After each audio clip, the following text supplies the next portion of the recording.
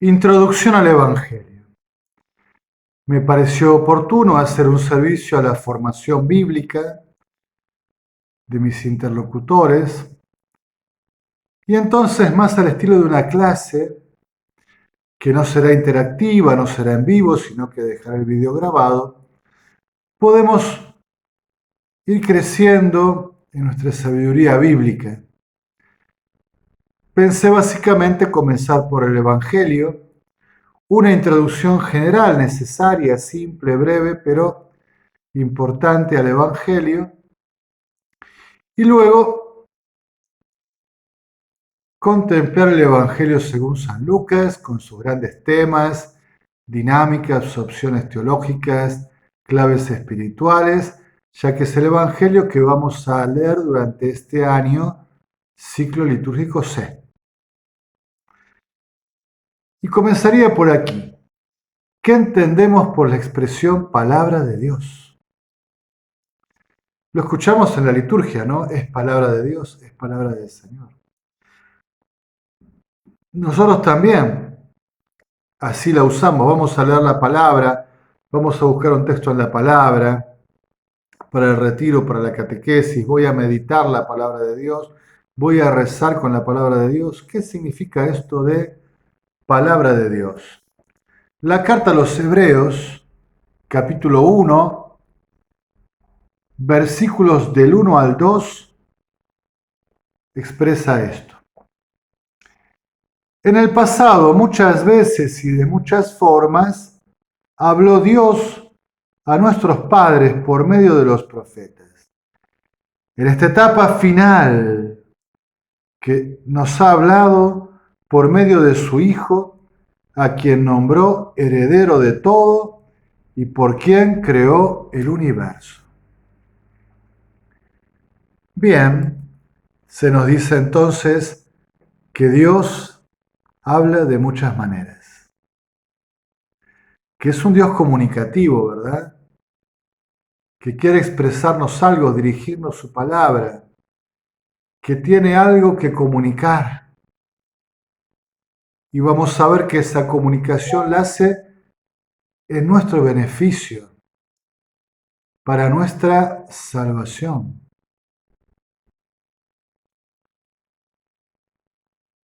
Y entonces uno podría decir, Dios habla, por ejemplo, como decían los padres de la antigüedad, en la creación, en el libro de la creación.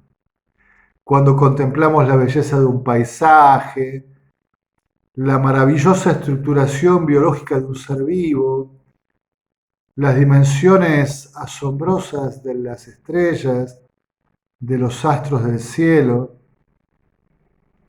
el universo, el mundo creado, allí Dios habla.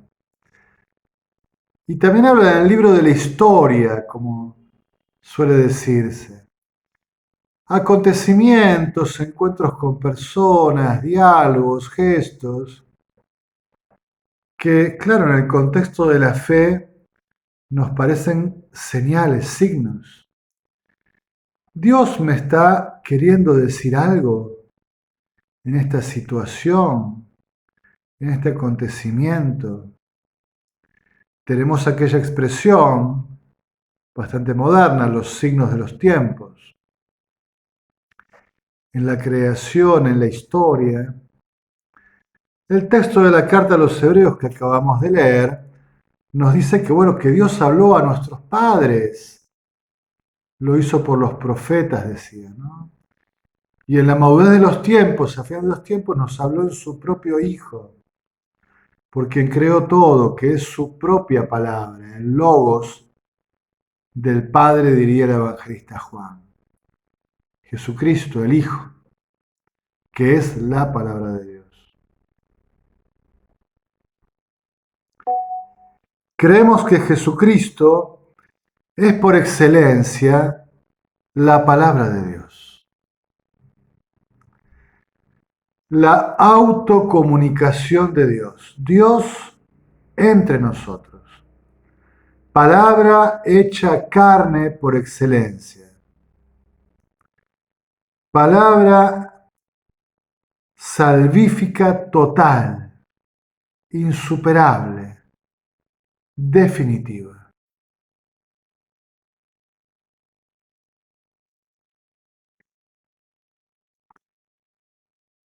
Hago esta salvedad, ¿no? A veces cuando hablamos de la palabra de Dios, nosotros pensamos en el libro.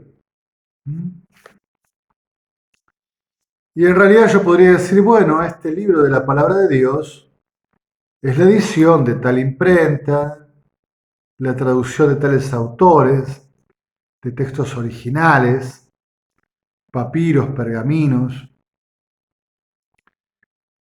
texto crítico, que es un texto técnico para la traducción. Bueno, que puede tener, vieron cuando agarramos Biblias distintas que tienen traducciones distintas. No cambia el sentido, pero hay matices según el traductor, la palabra que utiliza, sugerencias distintas, entonaciones. Claro, pero la palabra de Dios no es el libro contiene la palabra de Dios. Este es el llamado libro de la Biblia de nuestro pueblo. El jefe de la traducción es Luis Alonso Shekel, también llamado Biblia del Peregrino para América Latina. Es una traducción puntual. Pero la palabra de Dios es ese texto de la Escritura que se ha ido transmitiendo y recibiendo a lo largo de la historia. Y esta palabra de Dios parte también de tradiciones orales. Pero si nos remontamos más, esta palabra de Dios hay que remontarla al mismo Dios. Es Él el que habla. Jesucristo es la palabra de Dios, la revelación total y definitiva. Entonces la palabra de Dios no es un libro, es un acontecimiento, es una persona. Es Dios mismo comunicándose con nosotros. Que ya dijimos puede estar hablándonos en la creación como en la historia. Nos habla en la tradición de la iglesia y en la Sagrada Escritura. Y otras veces también cuando vamos a rezar, sentimos que Dios habla en nuestro corazón, nuestra inteligencia. Son niveles distintos de comunicación, claro.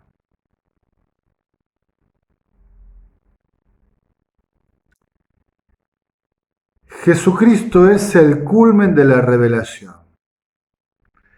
Dios que se da a conocer a sí mismo y su voluntad para nuestra salvación.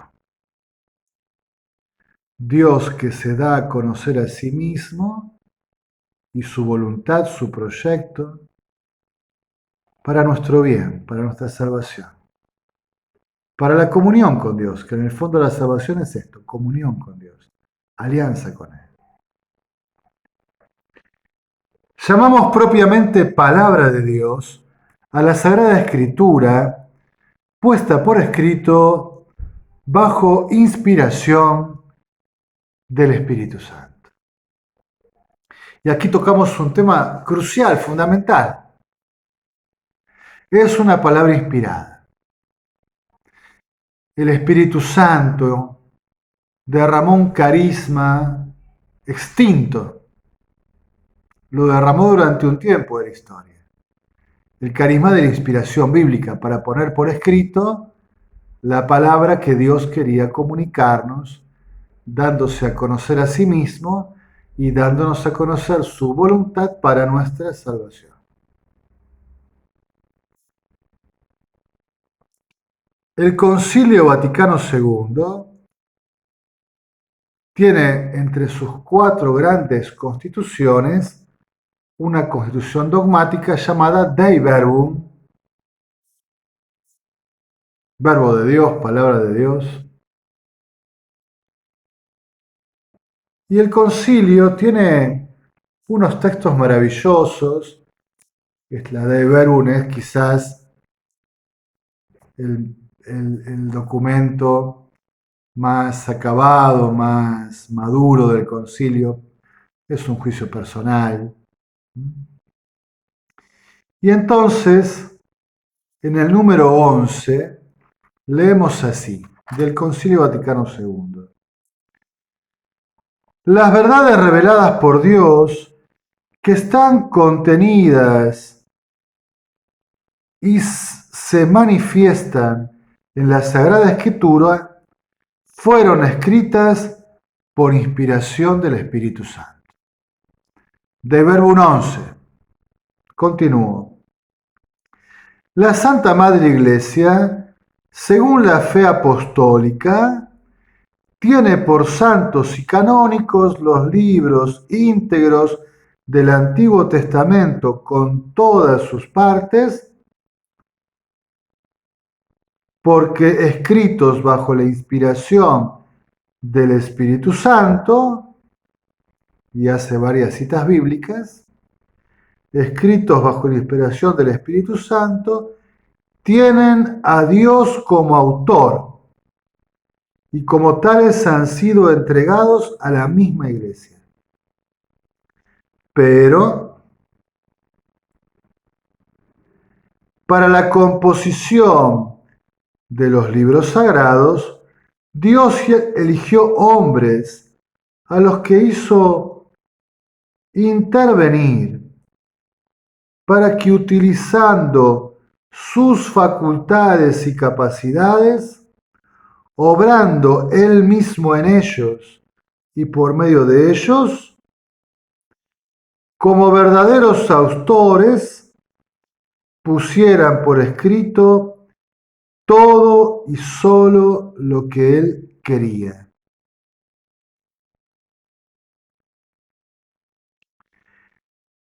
Como todo lo que los autores inspirados o agiógrafos afirman debe tenerse como afirmado por el Espíritu Santo, hay que confesar que los libros de las Escrituras enseñan firmemente, con fidelidad y sin error, la verdad que Dios quiso consignar en las sagradas letras para nuestra salvación. Así pues, toda la Escritura está inspirada por Dios y es útil para enseñar, para arguir, para corregir, para educar en la justicia, a fin de que el hombre de Dios sea perfecto y equipado para toda obra buena. Esta es una cita de la segunda Timoteo 3, del 16 al 17. Te recomiendo, claro, que si tenés el texto del concilio en tu casa, busques Concilio Vaticano II, Constitución Dogmática Dei Verbum, el número 11, que acabo de leer. Repasemos de nuevo algunas ideas claves. Este número está dedicado al tema de la inspiración divina de la Sagrada Escritura, porque la Sagrada Escritura fue consignada, puesta por escrito bajo la inspiración del Espíritu Santo. Y tienen a Dios como autor. Dios es el autor de la Sagrada Escritura, porque en definitiva Dios es la palabra que se nos comunica.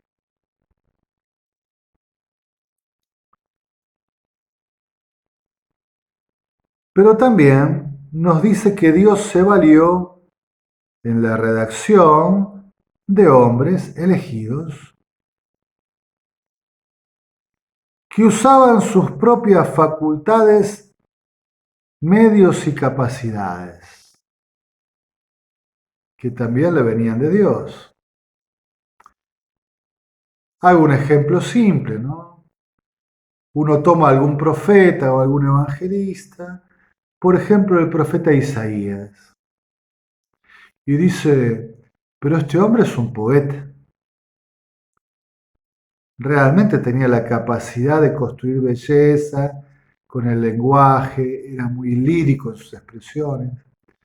Uno toma a Lucas y dice, bueno, qué hombre instruido, educado, formado, mirá qué bien que maneja el lenguaje. Y por ejemplo, uno toma otro profeta, Jeremías, y dice, bueno, no tiene tanta lírica como Isaías, pero qué capacidad que tiene para expresar sus procesos interiores. Todo lo que a él mismo le pasa en su ministerio profético. Qué personal que es esta profecía. O uno toma el Evangelio de Marcos y dice, bueno, pobre, el lenguaje muy bien lo maneja, es un gran escritor, pero no es la lengua, está escribiendo en griego, no es una lengua que maneja bien, la aprendió de grande quizás. Le cuesta la sintaxis, algunos recursos estilísticos, es un gran escritor. Algunos son muy concretos, otros son muy simbólicos. Bien, Dios inspiró a esas personas que eligió con esas capacidades. Si hoy Dios, pongamos una hipótesis alocada, digamos, ¿no? Si hoy estuviéramos escribiendo los evangelios recién hoy, inspirara, no sé, al padre Silvio y a varios de mis interlocutores ahora en este momento.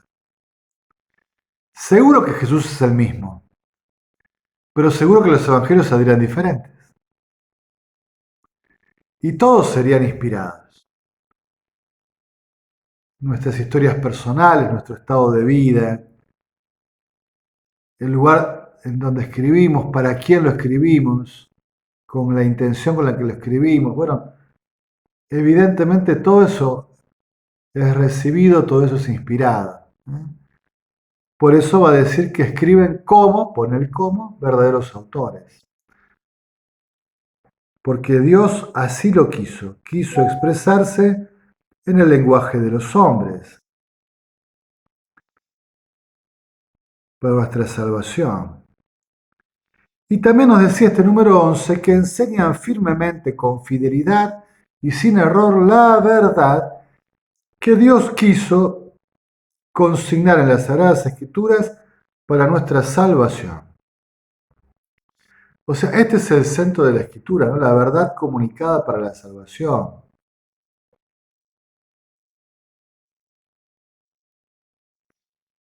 También decía que todo lo que es afirmado por los agiógrafos, los escritores santos inspirados, debe ser creído que es afirmado por el Espíritu Santo, que los inspira, que los anima. En un proceso a veces difícil de explicar. Ahora no vamos a entrar de lleno en la inspiración, porque algunos en la historia se equivocaron, pensaron que para que haya inspiración, Dios tenía que anular a la persona. Entonces, como si entrara una especie de posesión mecánica, mecanicista, Dios lo usaba como usa una pluma, ¿no? Entonces el tipo ni tenía inteligencia, ni tenía sentimiento, ni tenía historia, nada. Era un ser vacío, aséptico, y Dios escribía así lo que quería como si fuese un robot. Pero eso no es nuestra fe. Y otros, por otro extremo, estaban pensando que ellos escribieron según sus facultades y después Dios, como añadido, le dio un baño de Espíritu Santo para santificar, ¿no? Tampoco es nuestra fe.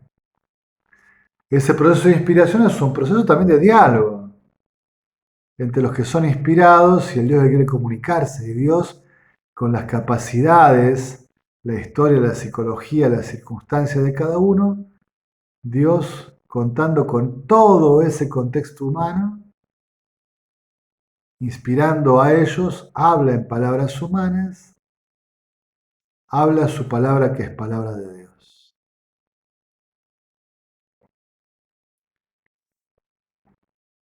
La Dei Verbum, en el siguiente número, el número 12, sobre la interpretación de la Sagrada Escritura, afirma estas cosas. Vamos a leer tranquilos.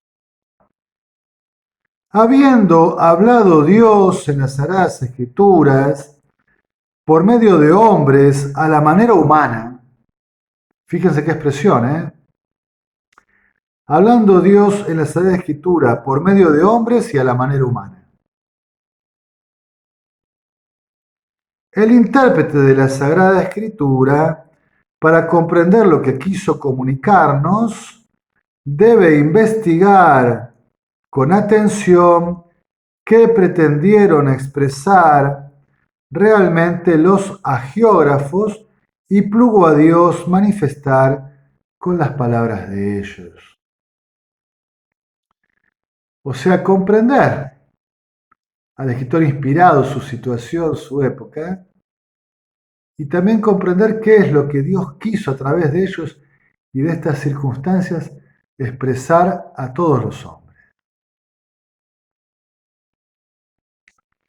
Para descubrir la intención del autor, hay que tener también en cuenta, entre otras cosas, los géneros literarios, pues la verdad se presenta y se enuncia de modo diverso en obras de distinta índole histórica, profética, poética o en otros géneros de expresión.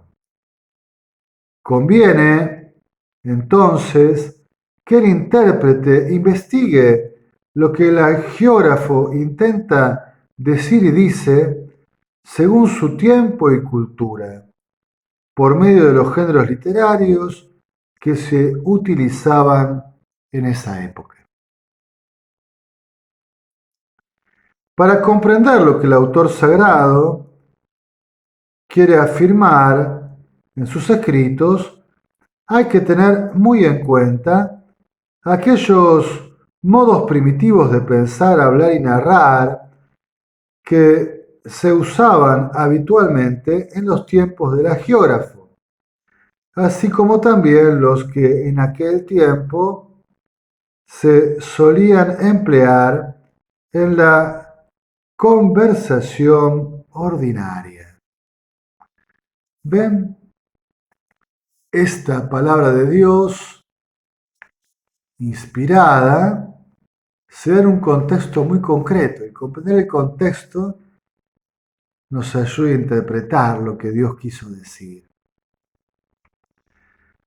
Pues como la Sagrada Escritura se debe leer e interpretar en el mismo espíritu con que se escribió, para extraer el sentido exacto de los textos sagrados, hay que atender no menos diligentemente el contenido y la unidad de toda la escritura, teniendo en cuenta la tradición viva de toda la Iglesia y la analogía de la fe.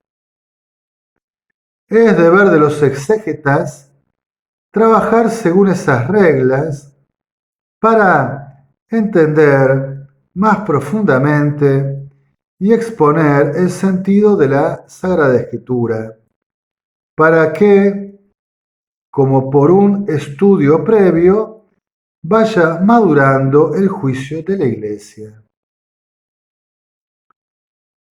Todas estas cosas que se refieren al método para interpretar la Escritura están sometidas en última instancia a la Iglesia, que tiene el mandato divino y el ministerio de conservar e interpretar la palabra de Dios. Otro numeral importantísimo de esta constitución dogmática, Dei Verbum, número 12. Retomemos, ¿qué está diciendo? Habiendo pues hablado Dios en las Sagradas Escrituras por hombres y a la manera humana. El intérprete debe comprender entonces qué quiso comunicarnos Dios en esas maneras humanas, en esos estilos, en ese contexto, en esas costumbres. Debe investigar con atención para comprender qué se quiso expresar, qué es lo que Dios quiso decir a través de los hombres, varones y mujeres inspiradas en el proceso de composición de la Sagrada Escritura. Dije varones y mujeres, y ustedes están diciendo, bueno, pero en general los libros que llevan nombre en la Biblia tienen nombre de varón. Bueno, a veces no, a veces aparece Judith, aparece Ruth, ¿no? Hay mujeres también. Pero aparte, digamos, es un pueblo, es una comunidad de varones y mujeres que van formando tradiciones, que van transmitiendo testimonios, que van narrando historias, contando experiencias. Ya vamos a ver que todo ese proceso es inspirado. Desde que comenzó la tradición hasta que se puso por escrito, el Espíritu Santo inspiró todo ese proceso para que no fuese un teléfono descompuesto, sino para que realmente Dios condujera y se expresara por ellos y a forma humana lo que Él quería decirnos para nuestra salvación. Esta fe es la que tenemos que tener en la revelación, en la inspiración bíblica. Conviene que el intérprete investigue el sentido que expresa según la condición del tiempo, la cultura, y aparece el tema de los géneros literarios. Los formatos, para que se entienda, ¿no? Si yo estoy mirando una película de terror, sé que tiene música de suspenso, que las cosas pasan en el momento menos esperado, que hay como vueltas de tuerca. Si estoy mirando un thriller, también. Si estoy mirando una película romántica, tiene otro estilo, otro formato, otro lenguaje, otro simbolismo. Si estoy mirando un documental, es otra. Y si estoy leyendo poesía, es una cosa. Y si leo novela, es otra, ¿no? Entonces, los formatos inciden. Si yo leo un texto en prosa como si fuese una poesía, no se entiende, no está en su contexto. Y si yo leo una poesía como si fuese un texto narrativo, la destrozo. ¿Mm? Si yo interpreto un libro histórico como si fuese un mito, una leyenda o una poesía, me equivoco, pero si intento leer un mito como si fuese un libro histórico, también me equivoco. Entonces, cada formato tiene su forma de transmitir y de comunicar. Y comprender cuál es el formato del género literario es muy importante, ¿no? Y entonces, los milagros. Y los milagros tienen como formatos, ¿eh? Y uno se da cuenta, esto es un relato de milagros porque pasa esto, pasa aquello, no solo por lo extraordinario, sino porque hay una dinámica de cosas que suceden en los relatos de milagros. Y una parábola está claro que es una parábola, una comparación muy plástica, ¿sí? Cotidiana del ambiente cultural de los lectores, de los interlocutores. Y un refrán es un refrán, un dicho de sabiduría, una sentencia, un aforismo. Y un salmo, bueno, un salmo es una oración, poético o no, bueno, que puede ser un himno de acción de gracias, una plegaria. Y entonces cada cosa hay que leerla según el formato en el que fue consignada, ¿no? Hay que entender ese formato para acertar mejor la interpretación.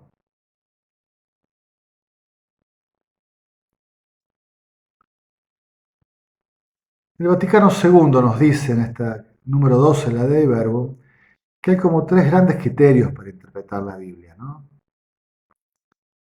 Uno es en el mismo espíritu del que fue escrita, o sea, bajo la acción del espíritu, inspirados por el espíritu, desde el punto de vista de la lectura, de la oración, del deseo de encontrar la voluntad de Dios. En ese espíritu hay que pedirle al espíritu que nos ayude a comprender, interpretar.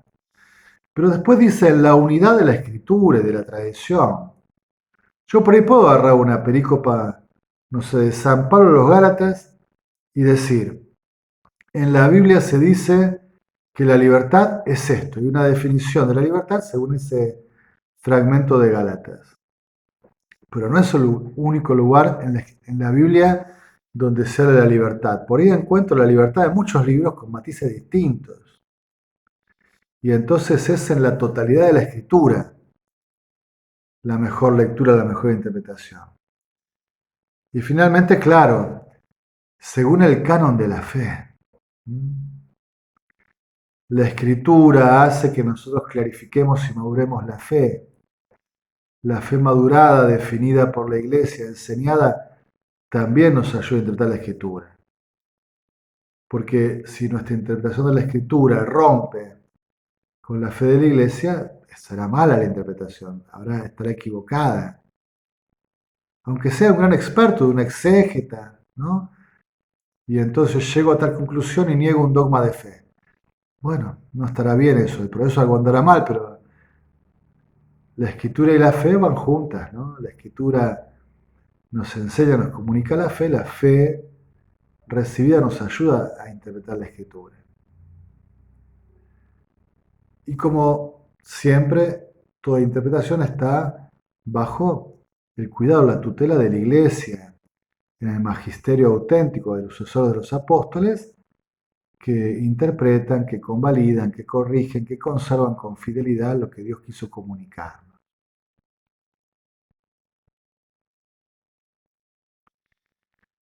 Por hoy creo que estamos bien. Primera introducción. ¿Qué decimos cuando decimos palabra de Dios? Bien, hablamos de Dios que quiere comunicarse por nuestra salvación, que quiere hacer alianza de comunión. Y que entre muchas formas de comunicarse, de un modo preeminente para nosotros, lo ha hecho a través de la Sagrada Escritura, poniendo por escrito tradiciones orales que narraban hechos, personajes, situaciones, enseñanzas, que el pueblo de Dios del Antiguo y Nuevo Testamento se dieron cuenta que venían de Dios, que no eran invento humano, que eran de Él, comunicación suya, revelación. Y entonces, para hablar el lenguaje humano, también eligió, en su gran condescendencia, en su gran bondad, seres humanos que lo pusieran por escrito, respetó y potenció sus capacidades personales, pero los condujo siempre con la inspiración del Espíritu Santo. Por tanto, lo que ellos dijeron es lo que el Espíritu Santo quería afirmar. Esa es la fe de la iglesia. Lo dicen de un modo humano, lo dicen al modo de Lucas, lo dicen al modo de Mateo, lo dicen al modo de Marcos, lo dicen al modo de Juan, lo dicen al modo de Pablo, al modo de Pedro, pero es el Espíritu Santo el que está hablando. Es Dios que se está comunicando, el Espíritu Santo que está comunicando la palabra viva de Dios que se llama Jesucristo, su Hijo, el revelador por excelencia. Bien, valga como primera introducción, tendremos algunas introducciones para luego dedicarnos al Evangelio según San Lucas. Espero que no haya sido demasiado árido, que puedan buscar ustedes mismos los textos del Concilio Vaticano II, Dei Verbum 11, Dei Verbum 12. Y si quieren leer toda la Dei Verbum, pero los felicito, es una buena decisión. En alabanza y gloria de la Santísima Trinidad.